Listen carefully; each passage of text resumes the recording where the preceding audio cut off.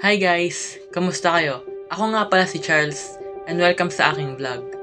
Ngayong araw, gusto kong magbahagi ng isang simpleng pero makabulahang mensahe tungkol sa pagpili ng mabuti at tama.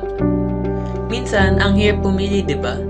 Yung alam mong mali pero parang mas madali.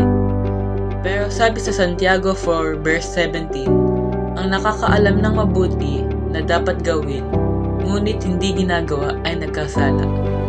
Ibig sabihin, hindi sapat na alam mo kung ano ang tama. Dapat ginagawa mo rin ito. Bilang kabataan, araw-araw tayong sinusubok. Minsan, mas madali ang sumabay sa mali kaysa tumindig sa tama.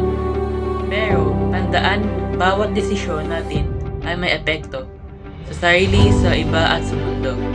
Kaya sa susunod na may pagkakataon kang mamili, piliin mo ang tama, hindi dahil gusto mong magmukhang perpekto, kundi dahil alam mong iyon ang makakabuti.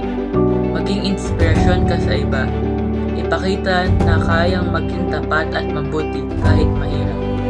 Dahil ang paggawa ng tama, kahit maliit, ay hakbang patungo sa pagbabago ng mundo.